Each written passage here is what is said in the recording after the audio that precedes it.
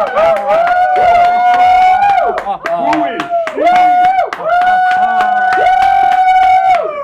no! Happy day before November starts. What? Today's a second. Well, how about no? I'm your host, Michelle Fazio. Welcome to Next Week Now, the show about predictions that hopefully don't involve Halloween today. As the Black Eyed Peas would say, let's get it started in here. As we finally move past the annoying to all of America's favorite spooky franchises until next year. Decorations will get thrown back into the garage in favor of setting up Christmas decorations, which have been on sale since July. The sexy costumes will be returned to their hidden naughty britches drawers, and Spirit Halloween will return to whatever corner of hell it came from. The most horrific part of this annual tragedy of culture, the demise of the fan favorite cereals, Frankenberry, Blueberry, and Count Chocula. Sadly, each year these famous pillars of the breakfast cereal community find themselves once again on the streets until next October. We here at Next Week Now predict that the fallen fiends won't be going quietly. They will have had enough and will begin to unionize. They will declare their intention to fight for the rights of all seasonal breakfast foods as the Spooky Union of Creepy Cereals, or SUCK for short. Seeing which way the wind is blowing with this ghastly grouping, major cereal company mascots will band together to form their own union, bringing together major members like Tony the Tiger, Snap, Crackle, but not Pop. He's a real diva. Captain Crunch, Sunny the Cocoa Puffs Cuckoo Bird, and many more. This union will come to be known as the Team for Holistic Integration of Cereal Characters, otherwise known as THICK. In a shocking turn of events, using their status as the big shots of the cereal industry, the big shot superstars of THICK will assert their pro-jock status to put the seasonal side pieces of SUCK back to their place. With their irreconcilable differences, we can see no other way out of this but with a full-scale war. Stay tuned to this channel for Chocolate Frosted Championship Serial Killers. That's right. Ladies and gentlemen, we will soon see an all-out, action-packed, no-holds-barred mascot melee. The two mortal enemies will meet on the brutal battlefield as a no-spoons-barred breakfast battle begins. Frankenberry will slice through the competition, crushing Snap and Crackle beneath his hulking form, with their final sounds ironically being Snap, Crackle, and Pop. Pop, who stayed neutral in this battle for the ages, will tweet his #thoughts and prayers to the losers and a hearty "Yas, Queen" to the victors. Sunny the Cuckoo Bird will put up a valiant effort, unleashing his cuckoo power on our heroes, though he will be defeated as Count Chocula summons a huge storm of chocolate marshmallows towards him, causing the bird to go so cuckoo for Cocoa Puffs that he has a cuckoo cardiac arrest. When victory seems assured, THICK will unleash their final solution. Yeah, I said it. First, the captain will summon an army of undigested pirates to converge on their unsuspecting opponents. Blueberry will easily turn them on themselves with a spot-on impression of Davy Jones. The Honey Nut Cheerios bee will bring in a massive swarm of bees to attack, but Count Chocula will make short work of that swarm by transforming into his bat form and eating them all. All sides give as good as they get until Tony the Tiger unleashes his most powerful asset, his power play, his terrifying secret ally, furries.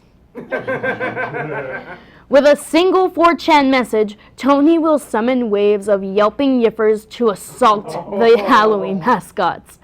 Though he will fight valiantly, Frankenberry will ultimately fall to the might of the overpowered OCs. Blueberry will escape barely by the fringe of his fitted sheet, and when all hope seems lost for Count Chocula, he will transform into his vampire wolf form, and the furries will then bow down to their new savior. With his army turned against him, Tony and his humbled comrades will be driven back until they are ultimately defeated. When all is won, the furries will scurry back to their mother's basements, frightened by the media coverage of the battle and messaging the media to do not steal. Blueberry and Count Chocula will mourn their fallen fiend and finally take their well-deserved places in the top spots of year-round cereal icons, as they were always meant to be. Man, why does the entire audience look like a bunch of bad crossover episode people? Can you pick a pop culture reference? Look, I told you guys I don't like Halloween. I want you guys to just respect that. Damn. Isn't today your birthday, Michelle? Shut up! Anyway, we've got some predictions for you regarding Michael Buble.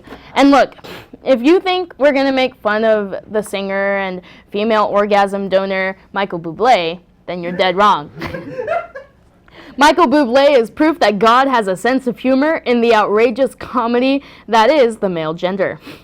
He's a peace offering from Canada after they nuked us with Fat Man and Little Boy, you know? Tom Green and Justin Bieber. With the success of his Christmas album, we predict Buble will replicate that with the success of another holiday, Dia de los Muertos, or as, white people call it, Halloween. Bublé's new record will feature such hits as Spooky Scary Skeletons. It's beginning to look a lot like Halloween. Halloween. Baby, please come home. Have yourself a merry little Halloween. I'll be home for Halloween. And more. Fans can look forward to Cold October Morning featuring a rap by Scooby-Doo and Rocking Around the Halloween Tree, a duet performed with Pennywise the Dancing Clown.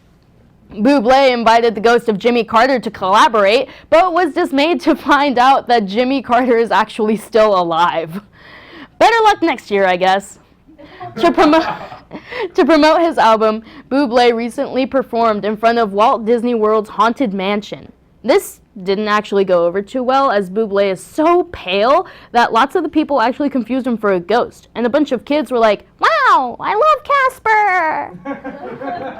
Buble also performed his album for a large group of people dressed as ghosts, but had to quickly flee the event because they tried to hand him a tiki torch. Buble also tried to have a pumpkin carving event, but it was canceled when PETA called the event inhumane. In addition, Buble tried to promote his album by performing it in front of the University of Texas Tower, but that idea was quickly shot down. Oh. I get it. Poor guy. Can't catch a break. All he wanted to do was spread some spooky season cheer and give people something new to play when their kids won't stop playing Monster Mash on a loop or whatever. Buble says that while he wasn't personally inspired to make the album, but that part of his Sony contract for his Christmas album was that he had to make 4 more holiday-based albums.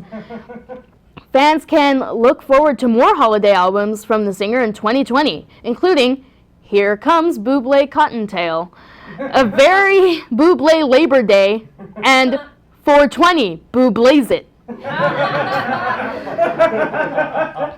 For his Bublaze It album, Buble will be teaming up with college stoner Barack Obama, and the two will record in Hawaii, definitely not Kenya.